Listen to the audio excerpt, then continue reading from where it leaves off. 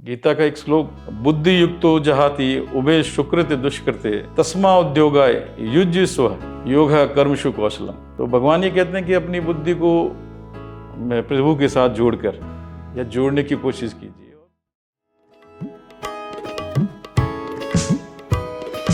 हौसलों में पंख लगा आसमां उड़ जाने की ख्वाहिशें है आंखों में देश भर छा जाने की।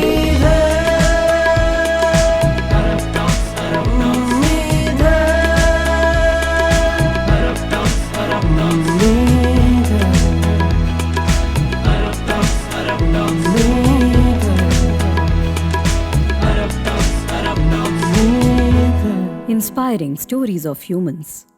नमस्ते दीपेंद्र जी। नमस्ते जी। स्वागत है आपका हमारे टॉक शो अरब टॉक्स में। थोड़ा आप अपने बारे में बताएं ताकि हमारी जो ऑडियंस आपको देख रही है वो आपको पहचान जाए। मेरा नाम डॉक्टर दीपेंद्र सिंह चौहान है। मैं मोहनलाल सुखाड़िया विश्वविद्यालय में बॉक्सिंग कोच और योग कोच के रूप में कार्यरत हूँ और ये करीब 1993 से मैं लगातार वहाँ काम कर रहा हूँ। और इसके साथ साथ दूसरे खेलों में भी सुखाड़िया यूनिवर्सिटी का जैसे स्पोर्ट्स बोर्ड है तो उसका भी मैं 10 साल तक सेक्रेटरी रहा हूँ और कई सारे खेल जो हैं वो उस स्पोर्ट्स बोर्ड के माध्यम से हम लोग ऑर्गेनाइज करते रहे हैं और बच्चों को प्रमोट करते रहे हैं। आप बॉक्सिंग के कोच हैं जी। तो आपका ये इंटरेस्ट कहाँ से डेवलप हुआ? हाँ, इंटरेस्ट का तो ऐसा है, देखिए जब हम लोग कॉलेज और स्कूलों में पढ़ते थे तो उस समय बहुत सारे खेलों की सुविधाएं नहीं थी। मैं तो एक रूरल बैकग्राउंड, नागौर ज़िले में डेगाना करके कस्बा है, तो मेरी स्कूलिंग वगैरह सब वहाँ से हुई। लेकिन उसके बाद जब हम लोग कॉलेज में पढ़ने जयपुर पहुँचे, ये 80-81 की बात है, तो उस दौरान सवाई मानसिंह स्टेडियम में बॉक्सिंग का हुआ करता था। चूँकि मैं शुरू से थोड़ा सा स्ट्रॉन्ग बिल्टअप का रहा हूँ तो मेरे मन में ये थी, मैं रेसलिंग वगैरह करता था।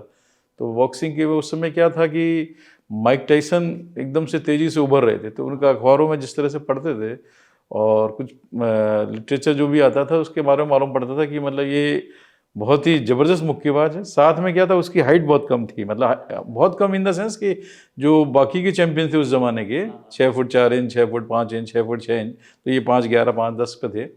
तो इनके बारे में थोड़ी सी जिज्ञासा हुई, तो उनको देख के फिर हमें लगा कि बॉक्सिंग हमें भी करनी चाहिए और सवाई मानसिंह स्टेडियम हमने जाना शुरू किया। तो वहाँ हमारे कोच हुआ करते थे मूल सिंह जी शेखावत साहब, जो अंतर्राष्ट्रीय स्तर पर जिनका बहुत नाम था।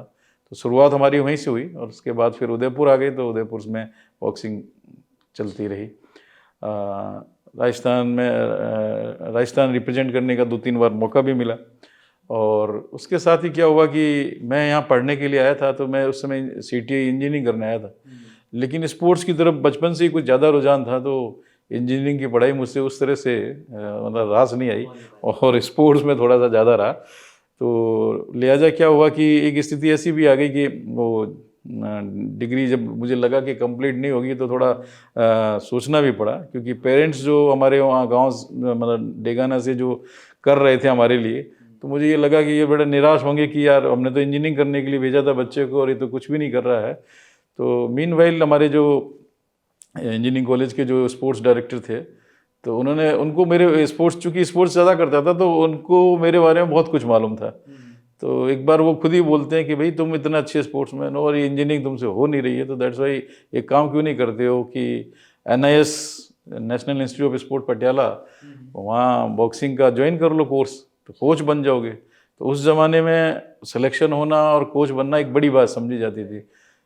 तो मेरे मुंह से ये निकला कि सर वहाँ कौन हमको वो करेगा। तो उन्होंने कहा नहीं इसका सिस्टम है, तो मैं आपके लिए फॉर्म मंगवा देता हूँ।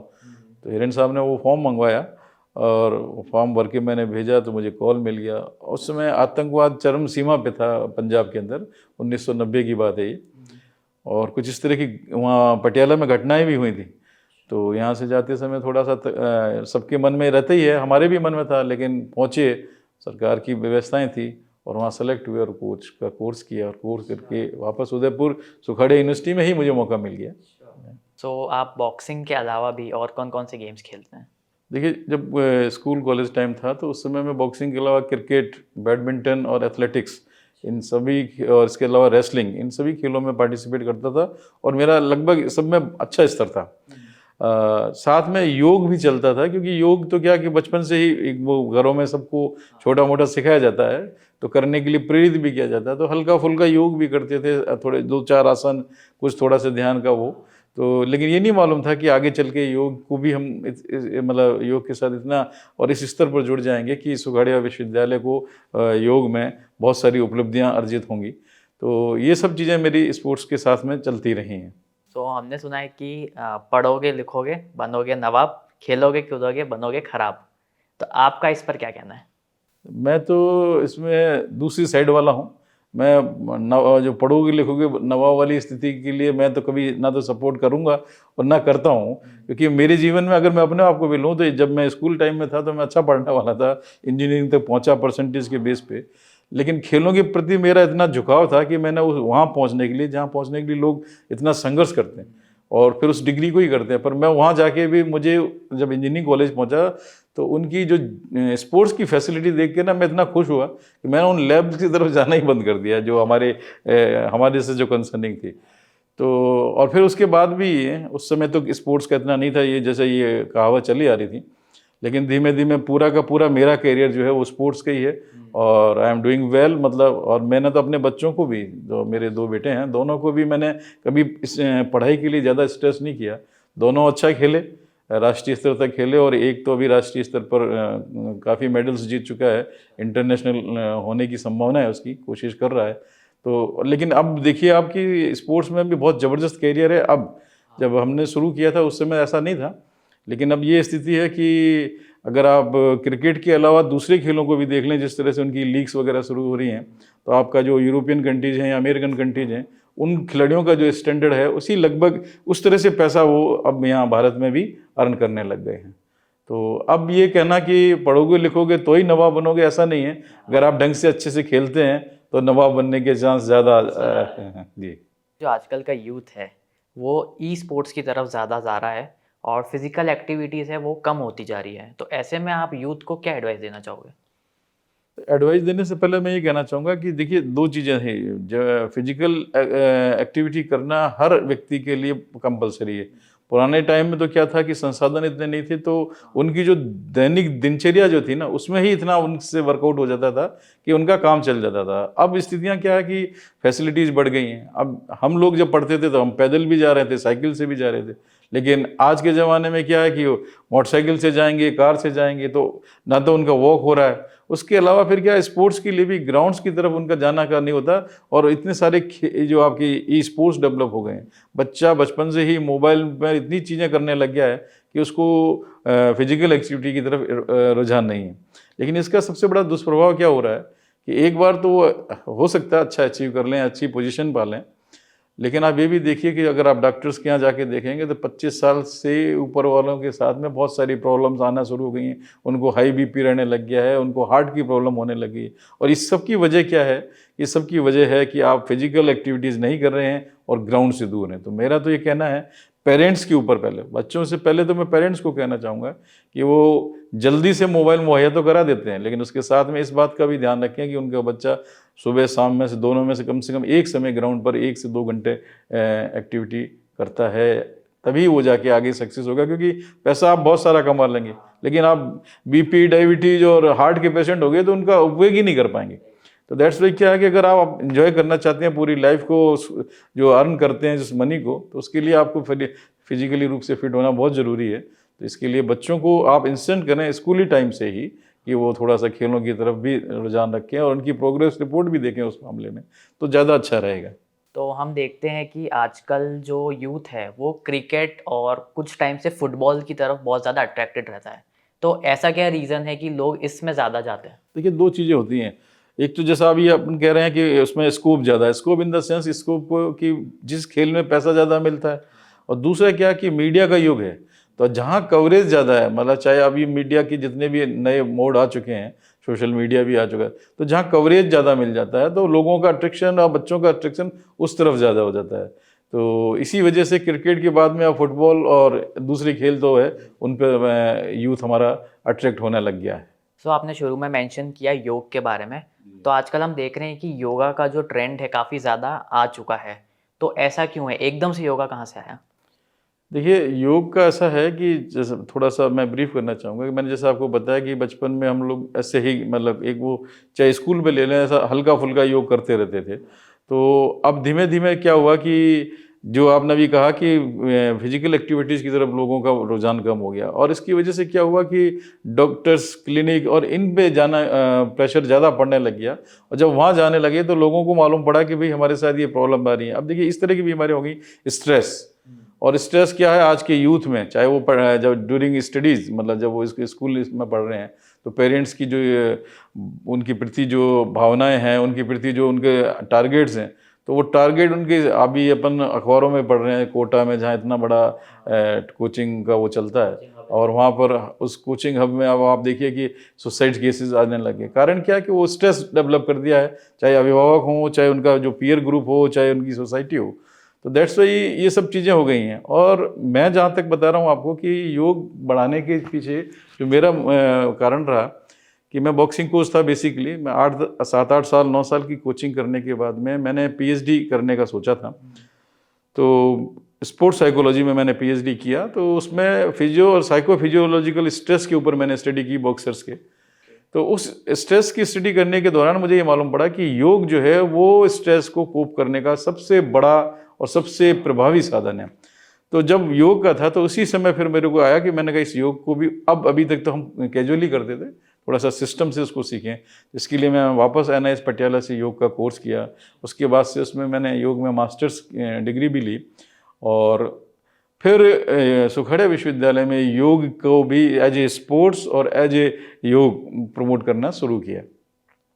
तो उसी ये सब चीज़ें इसीलिए थी कि भाई बच्चों में, यूथ में या इवन ओल्डर एज स्ट्रेस और जो इस तरह की मानसिक बीमारियां जितनी भी हो रही हैं, तो उसको क्या है कि शारीरिक के साथ में योग शारीरिक, मानसिक और आध्यात्मिक इन तीनों चीज़ों को पुष्ट करता है। तो उस हिसाब से योग को आगे बढ़ाने का प्रयास चल रहा है विश्वविद्यालय द्वारा भी। सो अब हम करेंगे हमारा सबसे legendary event that is rapid fire. So first question है, आप अपने फ्री टाइम में क्या करते हैं? जनरली फ्री टाइम में मैं पढ़ना पसंद करता हूँ। अच्छा, नेक्स्ट है कि आप स्ट्रेस को कैसे मैनेज करते हैं? स्ट्रेस को मैं योग और मेडिटेशन करके मैनेज करने की कोशिश करता हूँ। नेक्स्ट है, आपका फेवरेट पार्ट क्या है काम के दौरान? काम के दौरान अब कंसंट्रेट करना उस काम पे। आपका अभी तक की सबसे बड़ी उपलब्धि क्या है? देखिए, उपलब्धि का जहाँ तक है तो सुखाड़िया विश्वविद्यालय को जब हमने बॉक्सिंग में ट्रेनिंग करना शुरू करवाया बॉक्सरों को, तो 1962 के बाद में विश्वविद्यालय पहली बार 95 में ऑल इंडिया चैंपियन हुआ 4 गोल्ड मेडल के साथ में। ये हमारे लिए बहुत बड़ी और मेरे लिए पर्सनल बहुत बड़ी अचीवमेंट थी कि हमारे बॉक्सर्स आपके ट्रेन किए हुए बॉक्सर्स, हाँ, हरियाणा, पंजाब और साउथ के बॉक्सरों को हराते हुए सुखाड़िया विश्वविद्यालय को ऑल इंडिया पर फर्स्ट लेके आए। नेक्स्ट है कि आपको कोई भी 4 लोगों को बुलाना है डिनर पार्टी पे, तो आप किन को बुलाना चाहेंगे? पूरे दुनिया से आप किसी को भी बुला सकते हैं। 4 लोगों को अगर बुलाना है तो एक तो मैं सबसे पहले जो हमारे स्पोर्ट्स में जो मेरा टारगेट रहा, मैं माइक टाइसन को उनके साथ डिनर करना पसंद करूंगा। इंस्पिरेशन। हाँ। जी बिल्कुल। और दूसरा ये है कि योग गुरु बाबा रामदेव जी, उनको उनके साथ अगर ये हमारा सौभाग्य होगा। और तीसरा अगर मोदी जी हाँ, हमें टाइम दे सकें या तो ये हमारे लिए उपलब्धि होगी। और चौथा मेरी माँ मेरे से मतलब गांव में रहती हैं, ओके, तो मैं चाहूँगा कि उनके साथ ये टाइम मिले, राइट। सो वापस coming back to the interview, तो जो MLSU का जो योग सेंटर है उसकी क्या क्या उपलब्धियाँ हैं? देखिए, योग सेंटर के बारे में थोड़ा सा ब्रीफ करना चाहूँगा कि सन 2004 में विश्वविद्यालय में योग केंद्र की स्थापना यूनिवर्सिटी ग्रांट कमीशन के आर्थिक और टेक्निकल सहयोग से हुई। उस समय हमारे विश्वविद्यालय क्रीड़ा मंडल के चेयरमैन प्रोफेसर PS राणावत साहब हुआ करते थे। तो एक कनेक्शन था कि अगर आपको थोड़ा सा मालूम हो कि मेवाड़ में बाबूजी चतुर सिंह जी और बाबूजी गुमान सिंह जी, ये दोनों को योग का वो माना जाता है। तो बाबूजी चतुर सिंह जी के ग्रैंड सन थे पुष्पेंद्र सिंह जी राणावत, उनके समय में ये योग केंद्र की स्थापना हुई और मुझे इसका कोऑर्डिनेटर अपॉइंट किया गया। मैं उसका 2004 से ही मैं उसका समन्वय देख रहा हूँ। तो हमने पहले तो पीजी डिप्लोमा इन योग स्टार्ट किया, जो पूरे राजस्थान में सुखाड़िया विश्वविद्यालय पहला था जिसने योग को एकेडमिक रूप में पब्लिक के सामने लेकर आए। और 2004 से 2009 तक हमने ये चलाया।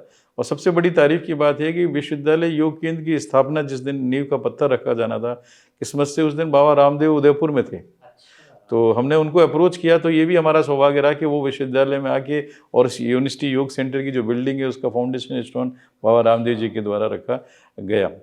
तो उसके बाद से एक कंटिन्यू योग चल रहा है वहाँ पर। और कई हम छोटे छोटे शिविर लगाते थे, कभी 1 महीने का, कभी 2 महीने का, कभी बच्चों के चश्मा उतारो, इस तरह के बहुत सारे हमने वो किए। स्कूलों में भी, अलग अलग स्कूलों में भी हमने टीचर्स जो हमारे यहाँ से ट्रेंड थे उनको भेजा और 10,000 लोगों को एक साथ योग कराया। ऐसी चीज़ें, ये सब चीज़ें चलती रही। मीनवाइल अभी 2014-15 से जब हमारे नए वाइस चांसलर साहब आए, वो शर्मा साहब, तो उन्होंने क्या किया कि इसको अपना आगे बढ़ाते हैं, और भारत सरकार की भी इच्छा थी तो हमने पीजी कोर्सेज शुरू किए, एमए एमएससी इन योग। और उसके बाद से अभी 2 साल से बीएससी इन योग भी वहाँ शुरू हो चुका है। और सबसे बड़ी तारीफ़ की बात ये है कि पीएचडी भी हम योग में करवा रहे हैं। और लगभग 25 स्टूडेंट रिसर्च स्कॉलर सुखाड़िया विश्वविद्यालय में, जो कि उदयपुर के भी हैं और बाहर से भी हैं, वो रजिस्टर्ड हैं विश्वविद्यालय योग केंद्र में, वो पीएचडी कर रहे हैं। तो उसके साथ साथ क्या हुआ कि ये योग शिविर हम कंटिन्यू चलाया करते थे अपने बच्चों को प्रैक्टिस कराने के लिए, फैकल्टी के लिए। तो उस समय तत्कालीन कुलपति जी की इच्छा थी कि भाई आप इसको योग केंद्र जो एमबी कॉलेज ग्राउंड पे चलता है उसके बजाय थोड़ा सा एक सेंटर यहाँ भी चलाइए, जो मुख्य कैंपस है उसमें। तो हमने 1 महीने के हिसाब से एक कैंप शुरू किया। तो उस कैंप में जितने भी लोग आए, तो जब 6 दिन करने के बाद में अगले दिन जैसे मैंने जाके उनको कहा कि भाई कल संडे है, कल बंद रहेगा उसके बाद से, तो वो एक साथ बोले कि सर नहीं, हम तो संडे को भी करना चाहेंगे और आप इसको बंद क्यों करते हैं, हम आने को तैयार हैं। तो एक बार तो मुझे लगा कि संडे या छुट्टी के दिन व्यवस्था करना, क्योंकि चूँकि सरकारी सिस्टम होता है तो उस दिन किसी की सबको रेस्ट का दिन होता है, वो तो खोलना, दरियाँ बिछाना, एवरीथिंग जो भी चीज़ें करना है जिनको तकलीफ, लेकिन उन लोगों को भी कहा कि भाई नहीं, आपको कुछ स्पेशल सा किया जाएगा। तो हमने 1 महीने जब उसको ये बिना गैप के चलाया, तो वो जो करने वाले जितने भी शिविरार्थी थे उनकी संख्या में कमी नहीं हुई, उन्होंने कभी संडे मिस नहीं किया। तो मन में एक भाव आया कि क्यों ना इसको ऐसा ही चलने दिया जाए। और उसके बाद से हमने उसको चलाया। तो ये स्थिति हो गई कि बीच में जब दशहरा आया तो उस दिन भी उन्होंने किया। तो अब फिर तो वही इतने कमिटेड हो गए कि साहब आप दशहरा क्या, अगर आप अपना इंस्ट्रक्टर वहाँ भेजते रहेंगे, कोच वहाँ भेजेंगे, तो हम होली दिवाली किसी दिन मिस नहीं करेंगे। और वो यही हुआ। लगभग 512-15 दिन हो गए हैं आज। एक दिन के लिए भी, ना तो होली पे, ना दिवाली पे, ना दशहरे पे, ना राखी पर, और इवन 15 अगस्त, 26 जनवरी, जो भी बीच में पड़ा, कोई भी दिन, किसी भी दिन योग शिविर वहाँ बंद नहीं हुआ। उनकी संख्या भी रहती है और हमारे कोच भी। अभी लगभग ये 74वां सप्ताह जो है चल रहा है। और इस दौरान हम लोग हर सप्ताह के हिसाब से एक प्रशिक्षक भेजते हैं, जिसमें हमारी फैकल्टी होती है, हमारे अच्छे जो स्टूडेंट्स हैं वो होते हैं। और अब चूंकि लंबा चल गया और इसकी पॉपुलैरिटी इतनी हो गई कि हम एक रिकॉर्ड की तरफ बढ़ गए, क्योंकि ये हमको भी मालूम पड़ा कि कैंप्स तो बहुत चलते हैं, सालों से चले आ रहे हैं, लेकिन वो अनवरत हों, मतलब बिना गैप के हों, ऐसा कैंप ये हिंदुस्तान में पहला हो रहा है। तो हमारी कोशिश ये है कि हम इसको 1000 दिन तक करें और उसके बाद गिनीज बुक और वर्ल्ड रिकॉर्ड के लिए हम अप्लाई कर देंगे। सो जो योगा है उससे सिर्फ तन और मन में ही प्राप्ति होती है, या फिर जो धन होता है वो भी कमाया जा सकता है? सही कहा आपने। पहले बात तो मैं ये कहता हूँ कि देखिए, योग जो है वो योगा करके चल पड़ा है आज के ज़माने में। तो जहाँ योगा आएगा ना, वहाँ तन के साथ में, मन के साथ में धन भी मिल जाता है। हाँ, लेकिन जब आप योग करते हैं तो वहाँ क्या होता है कि तन, मन और मन के साथ में आत्मा। तो जो योग करेंगे आप, तो तन, मन और आत्मा से जो होगा, और योगा करेंगे तो तन मन के साथ धन मिलेगा। क्योंकि ये थोड़ा सा योगा जो है, ये दैट इज वेस्टर्नाइज एक कल्चर हो चुका है। तो उन लोगों का क्या है कि वो सब पब्लिक उसमें इंटरेस्ट में करते हैं, और हर चीज़ के साथ में उसको पैसे के हिसाब से कॉमर्शलाइज वे में करने। तो आजकल बाजार हो चुका है योग का। और अभी कल परसों जब मैं टीवी देख रहा था, तो लगभग 80 बिलियन डॉलर योग में, और आने वाले समय में ये करीब 200 से ऊपर भी निकल जाएगा। इस स्पीड से योग बढ़ रहा है। तो बहुत सारा पैसा लोग बाग इससे कमा रहे हैं।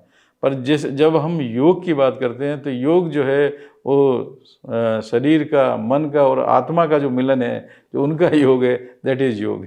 या आत्मा से परमात्मा की तरफ जाना, वो योग है। लेकिन अब जो है, क्योंकि इतनी बड़ा विज्ञान है योग, अपने आप में एक तरह से पूरा सिद्ध विज्ञान है कि हम वो टारगेट तो जो है वो तो लगभग में तो हम तो पढ़ाते हैं बच्चों को, तो पूछते हैं तो वो टारगेट तो लगभग किसी का नहीं रहता। हाँ, फिजिकल फिटनेस की कंसेप्ट में बहुत ज़्यादा योग आ चुका है और फिजिकल फिटनेस के नाम पर लोग बाग इसके माध्यम से पैसा कमाने में सक्षम हैं और कमा रहे हैं। सो आपके हिसाब से योगा में और करियर अपॉर्चुनिटीज़ क्या क्या हो सकती है? देखिए, योगा में करियर अपॉर्चुनिटी तो बहुत हैं और आपने जो आप पढ़ते होंगे कि आजकल क्या कि जो थोड़ा सा योग को समझने लग गए थे, मैं उसको थोड़ा सा दूसरे शब्दों में कह रहा हूँ कि जो लोग पहले योग किया उन्होंने और योग को समझने लगे तो उन्होंने एक चीज़ पकड़ ली कि जो मास लेवल पर जो योग चल रहा है उसमें केवल दो चीज़ें चल रही हैं। एक तो वो फिजिकल फिटनेस के लेवल पर करना चाहते हैं, दूसरा आज स्टेटस सिंबल बन गया ये योग करना। तो ये दोनों चीज़ों के आधार पे तो उन लोगों ने जिन्होंने योग को समझा था तो उन्होंने इस बात को पकड़ लिया और इसमें संभावनाएं वो ढूंढ ली कि इस तरह से अगर हम योग को थोड़ा पैटर्नाइज करें। देखिए, आप देखिए कई मेथड्स डेवलप कर दिए हैं, कहीं पावर योग की कंसेप्ट लेके आए हैं, कहीं चेयर योग की कंसेप्ट लेके आए हैं, कहीं किसी दूसरे विन्यास में इसको लेके चले गए हैं। तो वो क्या कर रहे हैं कि अपने अपने स्टूडियो उन्होंने डेवलप कर लिए हैं, अपनी अपनी क्लब्स उस तरह के बना लिए हैं या स्कूल्स बना लिए हैं जिसके माध्यम से वो फ्रेंचाइजी देने लग गए और इंस्ट्रक्टर अपॉइंट करने लग गए हैं मास लेवल पर। तो उसके साथ में क्या है कि जो लोग योग से जुड़े हुए हैं, जिन्होंने भी थोड़ा सा भी एक्सपर्टाइज अच्छे से कर रखा है, तो उनको लिए एक अपॉर्चुनिटी के रूप में योग सामने आ गया है। दूसरा, भारत सरकार की भी इच्छा है क्योंकि 140 करोड़ लोगों के लिए अस्पताल और डॉक्टर्स का इंतजाम करना बड़ा मुश्किल है और जब ऐसे समय में जब हमारे पास में योग जैसा विज्ञान है जो भगवान शिव द्वारा सप्तऋषियों को दिया गया और पूरे विश्व में फैलाया गया कि भाई तो अगर हम बचपन से ही अपने बच्चों को योग की आदत डाल दें तो बहुत संभव है कि उनको काफ़ी 80-90 साल तक की उम्र अस्पताल और डॉक्टर्स की ज़रूरत पड़े ही नहीं।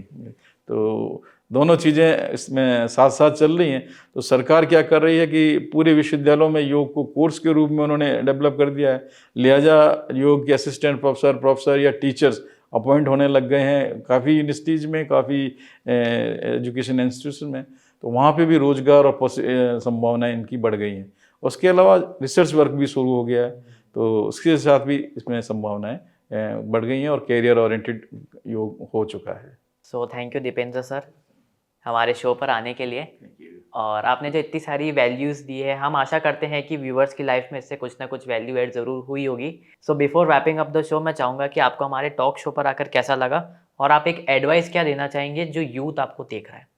तो it was very pleasant for me, मतलब ये this is my first time कि इस तरह से मैं आपके स्टूडियो में आके कैमरे फेस कर रहा हूँ। हालांकि स्पोर्ट्स में रहने के कारण बहुत सारी एक्टिविटीज़ हमने ऑर्गेनाइज की हैं, तो मीडिया सामने होता है तो लेकिन वो क्या होता है, कुछ समय के लिए हाँ कुछ समय के लिए 1 मिनट के लिए जो क्लिप जिस तरह से वो लेते हैं, कोई वर्चुअल लेते हैं, वर्जन लेते हैं, वो तो चलता रहता था। लेकिन स्टूडियो में बैठ के इस तरह से किया तो मुझे बहुत अच्छा लगा और मैं आपके अरब टॉक शो के लिए बहुत बहुत शुभकामनाएं करता हूँ कि आने वाले समय में ये पूरे हिंदुस्तान में अपना नाम कमाए और बहुत सारे लोग इसके साथ आके अपनी भावनाओं को शेयर कर सकें।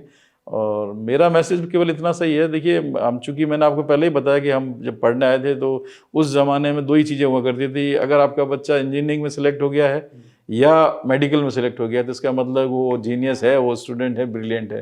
तो उस समय तो मैं उस जगह तो कामयाब था, लेकिन मैं उस जगह से छोड़कर स्पोर्ट्स और योग में आया, मैं ये बताने के लिए कि बिना पढ़े लिखे भी नवाब बनाया जा सकता है। तो मेरा बच्चों से यही कहना है कि इतना ज़्यादा स्ट्रेस में नहीं जाएं केवल पढ़ाई में, उनकी जो भी एबिलिटी है, क्योंकि योग में यही सिखाया जाता है कि हम आत्म केंद्रित हों और अपना ऊपर अध्ययन करें। तो जब आप अपने बारे में जानने की कोशिश करते हैं तो आपको अपनी क्षमताएं मालूम पड़ती हैं और क्षमताओं के माध्यम से आप अगर उसी लाइन में आप अपने आप को डेवलप करेंगे, उसी लाइन में इस्टेब्लिश करने की कोशिश करेंगे तो बहुत सारी चीज़ें जो नेम फेम मनी जो भी आप लोग चाहते हैं वो सब उनको मिलेगी।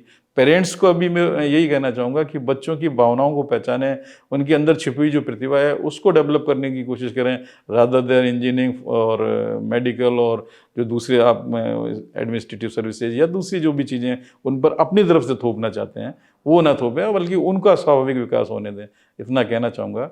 और गीता का एक श्लोक जो भगवान श्री कृष्ण अर्जुन से कहते हैं कि योगस्थ कुरु कर्माणि संगम त्यक्त्वा धनंजय सिद्ध सिद्ध्यो समो भूत्वा समत्व योग उच्यते। मतलब कि हानि लाभ, जीत हार, यश अपयश मान सम्मान, इन सब चीज़ों को कम करो, छोड़ दो और समत्व भाव लेके आओ। और समत्व भाव से जब आप कर्म करेंगे तो निश्चित रूप से आपको सफलता मिलेगी। उसमें आप स्ट्रेस नहीं होगा, उसमें कुछ नहीं होगा। आप पहले से अगर अपन सोचते हैं किसी बारे में कि ऐसा होगा तो अगर वो चीज़ें अगर आप निकाल देंगे तो उसके बाद में जब आप काम करेंगे तो इसी तरह से वो दूसरी जगह भी एक बात और कहते हैं, चूँकि 1 मिनट और लेना चाहूँगा। बुद्धि युक्तो जहाति उभे सुकृत दुष्कृते तस्मा उद्योगाय युज्य स्व योग कर्मशु कौशलम। तो भगवान ये कहते हैं कि अपनी बुद्धि को प्रभु के साथ जोड़कर या जोड़ने की कोशिश कीजिए, और उसके साथ फिर ये जो आपके अच्छे और बुरे कर्म हैं, इन कर्मों को अपने उस पर नियंत्रण करो और निष्कर्म होकर काम के मुझे समर्पित करते चलो। तो देखो सफलता और ये सारी चीज़ें आपको बड़ी आसानी से और मिलेंगी, और सोसाइटी का भी, समाज का भी इसमें लाभ होगा। तो इतना कह के ही मैं आपके शो पे आके बहुत अच्छा लगा। धन्यवाद।